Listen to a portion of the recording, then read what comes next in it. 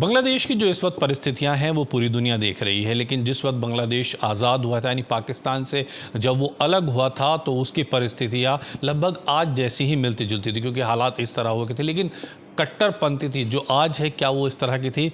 उस वक्त की आर्मी के हीरो रहे, इंडियन आर्मी के हीरो रहे कर्नल A.K. तारा इस वक्त हमारे साथ हैं, अशोक कुमार तारा जी इस वक्त हमारे साथ हैं, जिन्होंने उस वक्त शेख हसीना और उनके परिवार की जान बचाई थी। और उसके बाद से आज तक लगातार क्या वो उनके संपर्क में हो और कितना बांग्लादेश जब से अब तक बदला है, बातचीत करेंगे। सर बहुत शुक्रिया समय देने के लिए और बहुत स्वागत है आपका हमारे चैनल पर। सर बहुत 71 जब दिमाग में आता है तो बहुत चीज़ें दिमाग में आती है। सबसे पहले तो मैं आपसे जानना चाहूँगा कि वो मंज़र क्या याद है आपको, कैसा था उस वक्त के हालात कैसे थे और आज जो हालात हैं उन्हें आप कैसे देख रहे हैं? जैसे आपने ये सवाल पूछा है, ये मैं आपको बताऊँ, मैं शायद चंद एक उन आर्मी अफसर में से हूँ भारतीय फ़ौज के कि जिनको बहुत ज़्यादा लिबरेशन वार के अंदर और जो जैसा आपने सवाल पूछा है उसमें इन्वॉल्व हुए हों। मैं आपको बता देना चाहता हूँ कि मैं बांग्लादेश की लिबरेशन वार में फरवरी मार्च से ही इन्वॉल्व हूँ। और मार्च में जब रेफ्यूजी आए और जवान के साथ थे तो हमने रेफ्यूजियों को मैंने कैंप लगा के रख दिया, और जो उनके लड़के जवान लड़कियां और जो चाहते थे उनको ट्रेनिंग दी और जिससे वो जाए उस टाइम जो ईस्ट पाकिस्तान था और पाकिस्तान की जो पोस्ट उस पर रेड करें। और 2 बार मैं भी मुक्तिबानी में सिविल ड्रेस के साथ मैं उनके गया और उनकी पोस्टों को बर्बाद किया। लेकिन एक बार हम आते हुए अम्बुश भी हो गए थे जिसमें मेरा एक DSO और एक जवान शहीद हो गए थे। लेकिन वक्त गुजरता गया, हालात बढ़ते के चले गए और फिर हम जो है जुलाई अगस्त में अगरतला में हमें मूव कर दिया, मेरी बटालियन को 14 गार्ड्स। तो जब हम आते वहाँ पर भी एक स्कर्मिश हुआ था श्रीनगर में साउथ अगरतला के अंदर, और वो मेरी कंपनी है उनके अंदर हुआ था। और मैंने उनके ऊपर इतना फायर किया और उनकी डैमेज किया कि उनको सफ़ेद झंडा मुझे दिखाना पड़ा।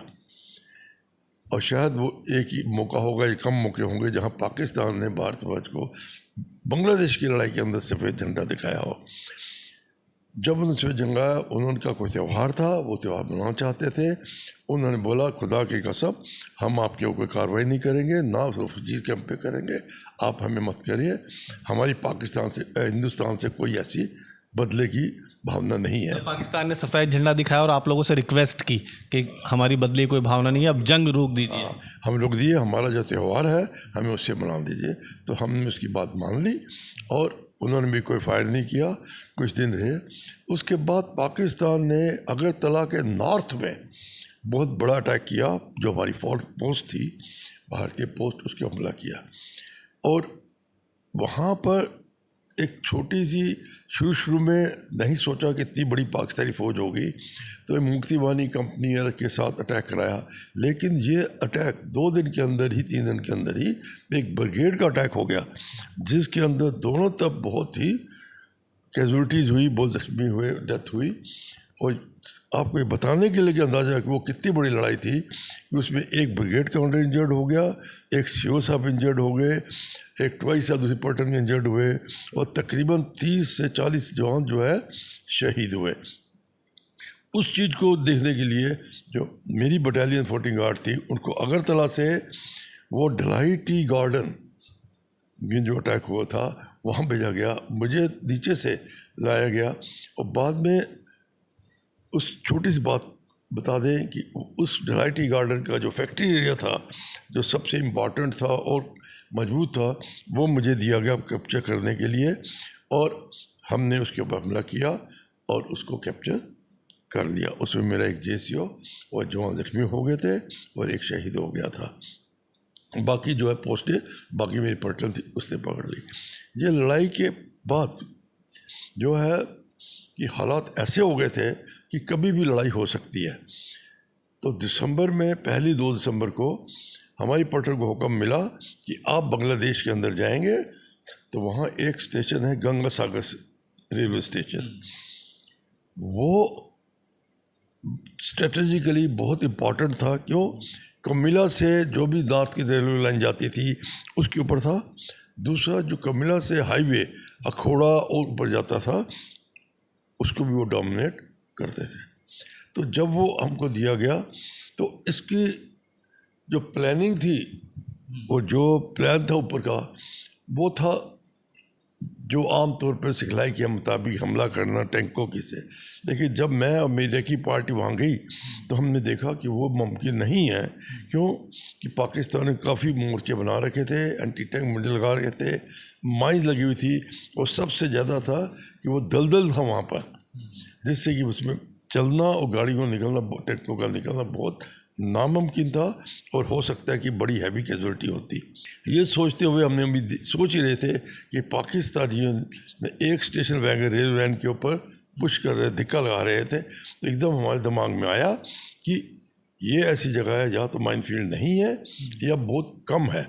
तो ये सोच कर हमने कहा कि उस जो नैरो रेलवे लाइन है, तकरीबन जो बंद के ऊपर थी, 10 से 12 का चौड़ा बंद, उसके ऊपर उसके साथ जाके सरप्राइज अटैक पाकिस्तान पे किया जाए। जब मैंने ये आके वापस अपने कमांडरों को अपने साथियों के साथ बोला तो उन्होंने ना कर दी, क्यों? वहाँ प्लान बना हुआ था। लेकिन और दोबारा हमने पेट्रोल किया, वहाँ पर भी यही हालात आए, यही खबर दी, तब भी ऊपर मानने को तैयार नहीं थे। लेकिन जैसे मैं कंपनी कमांड सीनियर था, मेरे साथ दूसरे थे, हमने जोर लगाया कि नहीं, आपका वो जो प्लान वो कामयाब नहीं हो सकता, ये जो है ख़तरनाक है, सिंगल फाइल में है, सुसाइडल टाइप अटैक है, लेकिन दुश्मन उम्मीद नहीं कर रहा और इसमें हमको जीत हो गई। तो ऊपर वाले किसी तरीके से मान गए, और 3 दिसंबर को सवेरे 3 बजे हम रेलवे लाइन के साथ गए, और पाकिस्तान उम्मीद नहीं कर रहे थे।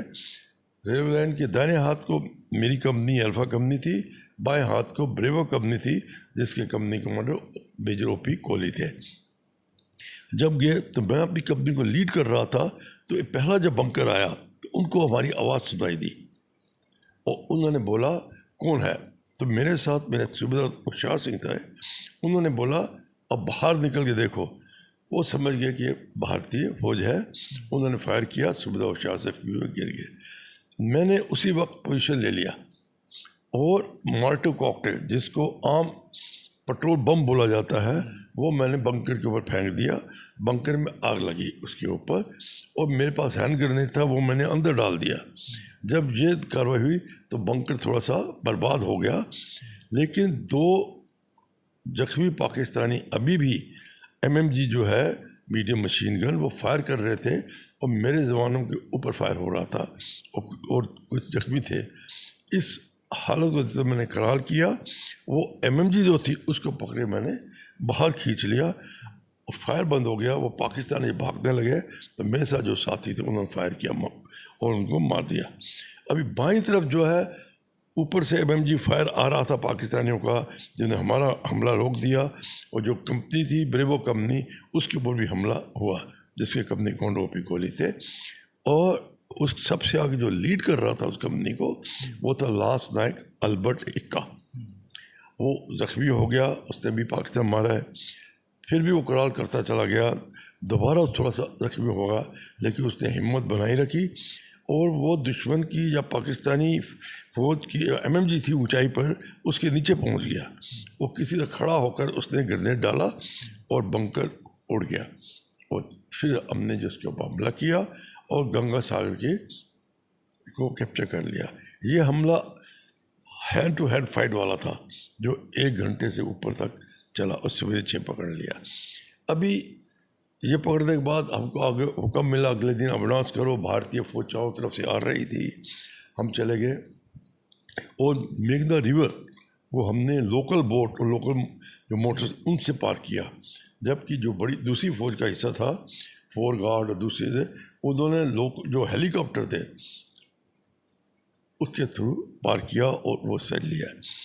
अभी पूरी लड़ाई ना बताते हुए कि हर चीज़ में इन्वॉल्व हुए उसके, और 13-14 तारीख को एक टुंगी जगह थी मेघना रिवर के पश्चिम की तरफ, उसको हमने पार किया कि उसको पे हमला किया, और उसके अंदर पर बटालियन की दूसरी कंपनियां थी, उन्हें हमला किया, और उसके अंदर हमने 10 पाकिस्तानी मारे और 10 से तकरीबन हमने कैदी किए और उन्होंने सरेंडर कर दिया। सर ये सब जब पूरा वाक़या हो रहा था तो उस वक्त शेख मुजीबुर रहमान, शेख हसीना, इन सब का परिवार, इन सब को प्रोटेक्शन के लिए आप लोग कैसे आगे गए, किस तरह से इन्हें सुरक्षित आप लोग निकाल करके लेकर गए? जब ये हो रहा था, जहाँ तक मुझे मालूम है, शायद ये प्लान नहीं था कि बांग्लादेश को आज़ाद कराने का, बल्कि पाकिस्तान पे जोर लगाने का कि वो बांग्लादेश की जो शर्तें हैं शेख मुजीब वो मान ली जाए। लेकिन जैसे पाकिस्तान के ने जुर्म ढाने शुरू किए, हमले शुरू कर दिए, उस हाल को देखते हुए भारतीय फ़ौज ने मेघना रिवर पार किया और ढाका की तरफ एडवांस करी चारों तरफ से। अभी क्या है, मुझे जब हमारी पलटन थी उसको 15 तारीख शाम को हुक्म मिला चौथा गार्ड को, आप ढाका का एयरपोर्ट कैप्चर करेंगे। और सबसे आगे मैं गया क्योंकि मैं सीनियर कंपनी कमांडर था। वहाँ पहुँचने के बाद मेरी पलटन ने बोला कि हम पोजीशन लेते हैं, बाईं तरफ देते हैं, आप दाएं से इसको हमला करें। तो अल्फ़ा कंपनी जो थी मेरे नीचे, हमने ढाका एयरपोर्ट पे हमला किया। लेकिन तब तक जो पाकिस्तानी विड्रॉ कर चुके थे, बहुत कम फौज थी वहाँ पर, जिसमें से 2 पाकिस्तानी मारे गए थे, 2 जख्मी हुए थे और बाकी जो है वहाँ से विड्रॉ कर गए थे। तो हमने जो है सवेरे 6 बजे 16 तारीख को ढाका एयरपोर्ट पकड़ लिया मैंने। अभी 16 तारीख शाम को 4 बजे पाकिस्तानी फ़ौज ने भारतीय फ़ौज और बांग्लादेश फ़ौज के आगे सरेंडर कर दिया। जब ये सरेंडर हो गया तो मुझे हुक्म था कि आप ढाका एयरपोर्ट को सिक्योर करेंगे, क्योंकि मंडे को काफ़ी वीआईपी आएंगे, क्योंकि बांग्लादेश अब आज़ाद हो चुका है। जब उस घर से तकरीबन 100 गज पहले वहाँ काफ़ी भीड़ थी। वहाँ पर बीबीसी का मीडिया था, इंडियन मीडिया था, बांग्लादेश का मीडिया था, लोकल पेपर वाले थे, मुख्तलिफ वाले थे, लोकल और वहाँ जो रहते हैं वो थे। उन्होंने मुझे रोक दिया, कहने लगे आप आगे मत जाइए, जो उधर जाता है पाकिस्तानी तो फायर कर देते हैं। उनको सरेंडर का नहीं पता था, क्योंकि उन दिनों जो टेलीफोन या कम्युनिकेशन तो लेने होती थी, जो काट दी गई थी लड़ाई के अंदर, तो उनको पूरी इसके बारे में खबर नहीं थी।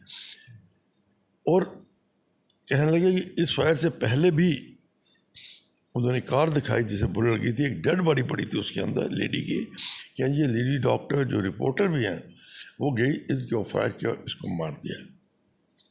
अभी मैंने सोचा सबसे पहले ज़रूरी है वो जो घर के अंदर उनकी जान को बचाना। मैंने सोचा कि अगर मैं अपने सीनियर से बात करूँगा, मेरे से बहुत सवाल पूछेंगे और मान भी जाते हैं तो जब तक फौज आएगी बहुत टाइम गुजर जाएगा। और मेरे साथ सिर्फ 2 जवान थे और 2 जवान से वह हमला नहीं कर सकता था। और सबसे ज़रूरी बात यह थी कि हमला की ज़रूरत नहीं थी, क्योंकि अगर हम हमला करते हैं तो अंदर जो है लोग, उनकी जान को खतरा हो सकता है। ये सोचते हुए मैंने अपना इरादा बनाया। मैं यहाँ बता देना चाहता हूँ कि इस लड़ाई से पहले मैं भारत की पहली para commando 9 para commando battalion में नौकरी की थी, और उसके बाद मुझे 2 पैरा स्पेशल फोर्स भी मैंने की।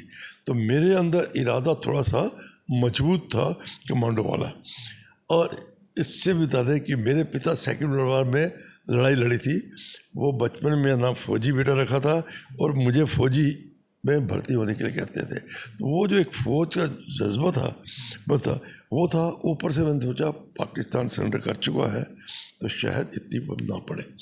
तो ये सोचते हुए कि मैं अपना विद गट्स एंड विट्स, मतलब अपनी हिम्मत से और सोच से साइकोलॉजिकली मैं उनको सरेंडर करने के लिए बोलूँगा। तो मैंने अपना हथियार जो है अपने जवानों को दे दिया, बोला आप मेरे पीछे नहीं आएंगे। मैं बिना हथियार के चला। लोगों ने मुझे बहुत रोका, लेकिन नहीं, मेरा अंदर इरादा था कि मैंने उनको बचाना है, मेरी ड्यूटी थी। अभी जब मैं उस डेड बॉडी जो कार के पास पहुंचा तो मैंने हिंदी में बोला कोई है, तो कोई जवाब नहीं था। फिर मैंने इंग्लिश में बोला इज़ देयर एनीबॉडी, कोई नहीं है। मैं देख सकता था बंकर में जी थी, पाकिस्तानी उस पोजीशन में बैठे थे। मकसद यही था कि मैं उनसे बातचीत करना चाहता था तो फिर आस्ता आस्ता मैं चला। जब मैं घर के गेट से तकरीबन 4-5 कदम पहले पहुंचा तो उन्होंने मुझे बोला पंजाबी के अंदर, और मैं पंजाबी हूँ तो मैं समझ सकता था उससे कि आप रुक जाओ नहीं तो हम गोली मारेंगे। ये घर बड़ा नहीं था, ये सिंगल स्टोरी 3 बेडरूम वाला और तकरीबन 200 गज के प्लाट वाला था। और गेट और जब मोर्चा उसमें थी उसमें ज़्यादा से ज़्यादा 20 गज का रुख होगा। मैंने उनको बोला कि मैं भारतीय फ़ौज का अफसर यूनिफॉर्म में बिना हथियार के आपके पास आया हूँ, आपको बताने के लिए आपकी फ़ौज ने सरेंडर कर दिया। लेकिन उन्हें बहुत गुस्सा था।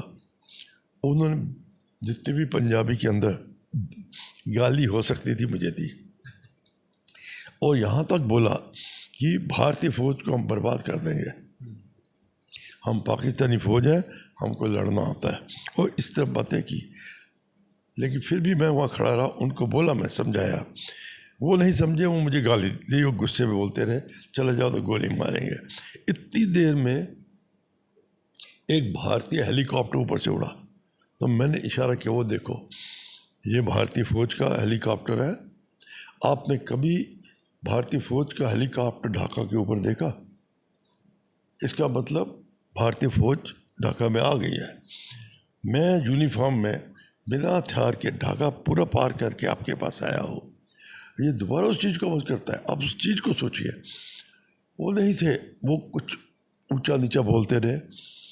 फिर मैंने बोला, आप अगर सरेंडर नहीं करेंगे तो मुक्तिवानी या भारतीय फ़ौज आएगी, आपको मार देगी, और आपकी डेड बॉडी का क्या होगा आपको मालूम नहीं। लेकिन वो फिर भी थे, लेकिन पहली वाली आवाज़ नहीं थी, उससे थोड़े से नरम हो गए थे। फिर मैंने उनको दोबारा, ये मेरी उनके साथ तकरीबन 25 से 30 मिनट तक बात चली, और मुझे डराने के लिए उन्होंने एक गोली मेरे ऊपर से चलाई, जो पब्लिक जो थी उसको, और बोला, और मैं खड़ा रखी, अगर आप नहीं जाएंगे पीछे तो दूसरी गोली आपको हम मार देंगे। और उसने जो है हथियारों को लोड करने का ऑर्डर अपने जवानों को दे दिया। मैं खड़ा रहा। मैंने बोला, अगर आप मुझे मार देंगे तो आप एक भारतीय फ़ौज आदमी को मारेंगे, लेकिन जब भारतीय फ़ौज आएगी और मुक्तिवानी आएगी, आप जितने भी 10-12 आदमी हैं सबको मार देगी। दूसरी बात, जो फैमिली आपकी पाकिस्तान में है और आपका इंतज़ार कर रही है, वो कभी आपको मिल नहीं सकती। तो उन्होंने बोला, हम फौजी हैं, फैमिली बाद में है, जैसा भी उसने बहुत बोला, लेकिन आवाज़ में वो शक्ति नहीं थी, शू में थी। तो बोले, मैंने उसी चीज़ को रिपीट किया और दोबारा बोला कि आपके अफसरों ने सरेंडर कर दिया है। जय बोल। इस बीच में शेख हसीना जी से आपकी बात हुई, जो ये हालात अभी चल रहे हैं, क्या बातचीत कभी उन्होंने आपसे मिलने की या बात करने की कोशिश की? हाँ बिल्कुल। जब इससे पहले मैं आपको और चीज़ बता दें कि 2-3 दिन के बाद बंग माता ने मुझे बुलाया और बड़ी प्यार इज्जत के साथ एक रिस्ट वॉच जो है, टी-शर्ट, वो मुझे गिफ्ट में दी, बच्चा समझ के, रिगार्ड्स, प्यार किया। क्या वो घड़ी आज भी है आपके पास? वो घड़ी जो है मेरी बदकिस्मती से वो चोरी हो चुकी है। इस दौरान कई चीज़ें भारतीय सेना ने देखी। भारतीय सेना के कई सैनिकों को सम्मानित भी किया गया। कर्नल ए के तारा हमारे साथ बने हुए हैं। जो लड़ाई हुई थी उससे पहले क्या आपको कोई सम्मान मिला था सरकार की तरफ से? हाँ, जैसे मैंने बताया कि बैटल ऑफ गंगा सागर जो हमने कैप्चर किया था, उसके अंदर मुझे जो है वीर चक्र से सम्मानित किया गया था। उस वक्त किया गया था? हाँ, ये अवार्ड जो है मुझे लड़ाई के बाद 24 नवंबर 1972 में भारत के राष्ट्रपति वी गिरी से मिला था। अच्छा सर, आपने बहुत सारी चीज़ें बताई, अब झंडा फहराने से लेकर और आपको गिफ्ट मिलने तक। क्या उसके बाद से आपको लगता है कि बांग्लादेश और भारत के जो रिश्ते हैं वो मजबूत रहे, और वो जो हालात जो आज पनपे हैं, आज जो इतनी कट्टरपंथी वहाँ पर पैदा हो गए हैं, इसकी क्या वजह समझते हैं आप, और क्या उस वक्त थे ये हालात?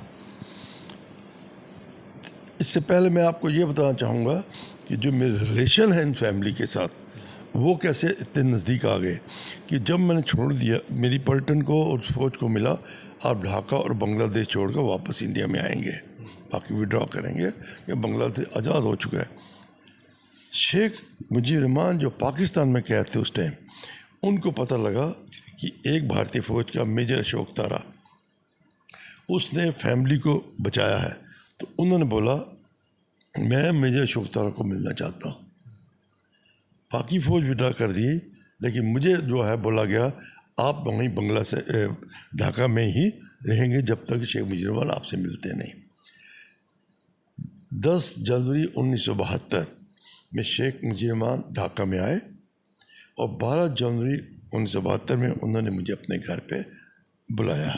ठीक 2 दिन के बाद ही? हाँ, 2 दिन के बाद ही उन्होंने मुझे अपने घर में बुलाया और बड़े इनफॉर्मल तरीके से अपना जो है उनसे बातचीत की और उन्होंने बोला कि आप मेरे बेटा हैं और इसलिए मैं आपके साथ फ़ोटो खिंचाऊँगा फैमिली के साथ, जिससे कि आपकी फ़ोटो घर पे रहे और आप मेरे फैमिली के मेंबर बने रहें। अभी ये जो आधा घंटा उनसे बातचीत हुई, जो मैं चीज़ अभी उस नेता के बारे में बता देना चाहता हूँ कि इतनी देर बातचीत के अंदर एक महसूस हुआ कि उन्होंने ये नहीं कहा कि इस धर्म का आदमी था बांग्लादेश में या वो था, नहीं, उन्होंने सबको बांग्लादेशी बोला और किसी धर्म में नहीं किया, क्योंकि आज़ादी की लड़ाई के अंदर वो सब थे। दूसरा, जो पाकिस्तानियों ने उनके ऊपर जुल्म ढाए पर उन्होंने ये सोच कर नहीं ढाए कि ये इस धर्म का है वो उस धर्म का है, उस तरह उन्होंने सबकी बुजुर्गों को, औरतों को, बच्चों को बहुत ही शर्मीले तरीके से उनके बर्ताव किया। तो ये सोचते हुए उन्होंने जब मुझसे बात कर रहे थे तो वो ये बोल रहे थे कि जो मेरे बांग्लादेशी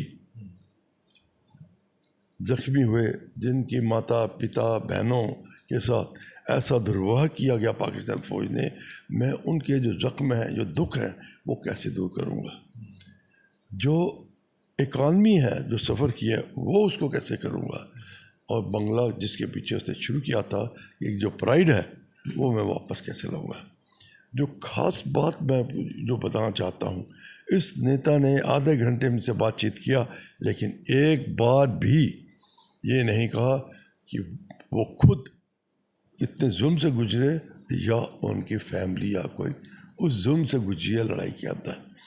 उनके लिए जो बांग्लादेशी निवासी था या बांग्लादेश था वो बहुत ही ज़रूरी था। सर, आज जो बांग्लादेश की आवाम ने शेख हसीना के साथ किया है, जिस परिवार ने बांग्लादेश को बांग्लादेश की पहचान दिलाई हो, और उसी परिवार के साथ जो आज किया है उस आवाम ने, उसे आप कैसे देख रहे हैं? जैसे मैंने बोला कि शेख मुजीब रहमान ने पूरे बांग्लादेश में कोई भेदभाव ना रख के बांग्लादेश को किया, इसीलिए 4 साल के बाद उनका असैसिनेशन हो गया था, क्योंकि वहाँ के लोग नहीं, जो पाकिस्तान और इस्लामिक स्टेट जो सफ़र किया ईस्ट पाकिस्तान खोने का, वो उसका बदला देना चाहते। वो नहीं चाहते कि वहाँ पर गणतंत्र राज हो, इसीलिए उन्होंने ये किया और इमीडिएटली आफ्टर मिलिट्री रूल और इस्लामी राज आ गया। लेकिन जब दोबारा प्राइम मिनिस्टर बनी तो इनके अंदर भी अपने पिता का और देश की जो सेवा का था, इन्होंने भी डेमोक्रेटिक कंट्री, रिपब्लिक कंट्री जाए। अभी जो बाहर के, जैसे मैंने पहले बोला, पाकिस्तान, कुछ इस्लामिक कंट्रीज़ और कुछ और कंट्रीज़ जो हैं, वो नहीं चाहती थी कि जो बांग्लादेश है एक डेमोक्रेटिक कंट्री है। अभी इस चीज़ को समझने के लिए ये शेख हसीना जी को नहीं हटाया गया, ये बांग्लादेश से डेमोक्रेसी को हटाया गया है। क्यों? भारत एक डेमोक्रेटिक कंट्री है, बांग्लादेश ऐसी है, उसकी आज़ादी के लिए लड़े हैं, दोनों सफ़र हुए हैं, तो उनके अंदर एक बड़े भाई छोटे भाई का रिश्ता है। वो उस रिश्ते को क्यों तोड़ना चाहते हैं? क्यों वो नहीं चाहते कि भारत एक स्ट्रांग मजबूत देश बने या बांग्लादेश मजबूत देश बने। अगर आप देखें तो इसके पीछे मुस्लिम लीग, इस्लामी, पाकिस्तान और उससे भी ज़्यादा बड़ी पावर चाइना और अमेरिका और कुछ और कंट्री भी हैं। वो इसीलिए हैं कि वो ये कंट्री वर्ल्ड को रूल करना चाहती हैं। उनके आप देखिए जो पैसिफिक ओशन है अमेरिका और दूसरी फौज उसको डोमिनेट करना चाहती है और इंडियन ओशन को करना चाहती है। चाइना को नेपाल में अभी चाइना वाला का सपोर्टिंग गवर्नमेंट है। चाइना अरुणाचल को अपना हिस्सा मानती है, चाइना भूटान को अपना हिस्सा मानते हैं, तिब्बत उनके पास है। वो एक मिलिट्री थ्रेट या उसका चीज़ों को करने के लिए स्ट्रांग हो जाएगी। क्यों?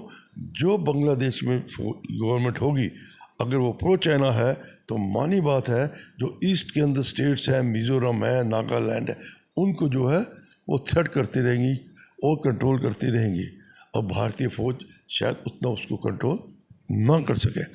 इसी माफिक जो पाकिस्तान है वो है, अमेरिका है, वो चाहता है साउथ एशिया चाइना के ऊपर डालने को। तो क्या है, अभी कुछ दिन पहले जब शेख हसीना जी के पास ये मैसेज हुआ था कि अमेरिका ने मार्टिनिक आइलैंड है उसके साथ वो आइलैंड है, बोला था कि अगर ये आइलैंड पे हमें आप दे देती हैं या आर्मी हमारी लगा देते हैं तो आपको कोई डर नहीं होगा। और कुछ दिन पहले शेख हसीना जी चाइना गई थी और चाइना ने 2 बड़े बड़े प्रोजेक्ट शेख हसीना जी को बोले, इन्होंने ना कर दी थी और अपना जो उनका टूर था उससे एक दिन पहले आ गई थी, इसीलिए नाराज हो गए। इन चीज़ों को देखते हुए कि ये और वो जो प्रोजेक्ट वो थे वो उन्होंने भारत को दे दिए, इसी को देखते ये जो है पावर जो है उन्होंने इसको हटाकर अपनी करें। लेकिन ये मैं आपको बता देना चाहता हूँ और जहाँ तक मुझे पूरा विश्वास है कि ये जो हुआ है ये ज़्यादा दिन नहीं चलेगा। क्यों? तब चाइना, अमेरिका, पाकिस्तान या मुस्लिम लीग जैसे वर्ल्ड के अंदर लड़ाइयाँ हो रही हैं वो एक दूसरे के दुश्मन हैं। सिर्फ मकसद है साउथ ईस्ट एशिया को करना। अमेरिका चाइना को पावर नहीं देने देगा, चाइना अमेरिका में इंटरफेयर करेगा और पाकिस्तान जो मुस्लिम लीग है वो अपने धर्म के मुताबिक उसके अंदर करेंगे। तो ये जो कन्फ्लिक्ट है अंदर का ये अभी शुरू हो जाएगा उसको करने। इस कन्फ्लिक्ट से जो है जो वहाँ के बांग्लादेशी हैं वो नहीं चाहते कि शेख हसीना जी बाहर जाए या डेमोक्रेटिक कंट्री हो जाए। ये बाहर से लोग जो आए थे उन्होंने क्रिएट किया था, स्टूडेंट से शुरू किया, तो बाद में उन्होंने क्यों बोला शेख हसीना को उठाओ। ये उनका मकसद ही यही है कि बांग्लादेश में उनका जो इस्टेब्लिशमेंट हो, भारत को कमज़ोर किया जाए, बांग्लादेश को अपने नीचे लिया जाए, जिससे कि उनका साउथ ईस्ट एशिया में इसलिए मेरा हो उसके वो डोमिनेट कर सके, वर्ल्ड में पावर के अंदर आ सके। इसलिए भारत जो अभी बहुत नाजुक हालत के अंदर है उसको शेख हसीना जी को हर तरह से मदद करनी चाहिए और उनको रियार कराना चाहिए, जिससे कि वो जैसे शेख मुजीब रहमान के बाद दोबारा गई थी वैसे हो। और मेरा फौजी के नाते और एक भारतीय होने के नाते जो पॉलिटिकल पार्टीज़ हैं अपना जो छोटा छोटा डिफरेंस है इस सरकार के साथ या मोदी के साथ उसको जो है वो अपना अलग से रखें, क्योंकि देश के लिए अभी मोदी जी को एक स्ट्रांग पार्टी चाहिए जिससे कि वो बांग्लादेश के बॉर्डर के ऊपर अपनी जोर लगा सके, बाहर जो है अमेरिका उसको स्टैंड कर सके, चाइना का थ्रेट स्टैंड वो तभी होगा जबकि हम खुद जो स्ट्रांग हो गए। बहुत शुक्रिया सर, बहुत कीमती समय आपने हमें दिया, बहुत बहुत शुक्रिया बातचीत करने के लिए। Colonel A.K. तारा, एक शख्स, एक वो नाम जिसने भारत का सर गर्व से ऊंचा कर दिया। और आज मुझे इस बात की खुशी है कि मैं कर्नल A.K. तारा का वो इंटरव्यू कर पा रहा हूं जो उस आज़ादी के लम्हे को, बांग्लादेश की उस आज़ादी के लम्हे को और सुसज्जित करता हुआ है। ऐसे में हमें अपने इन सैनिकों पर गर्व होता है और अपने भारतीय होने पर भी गर्व होता है। वीडियो जर्नलिस्ट सादित के साथ मैं ताबिश कमाल, दिल्ली।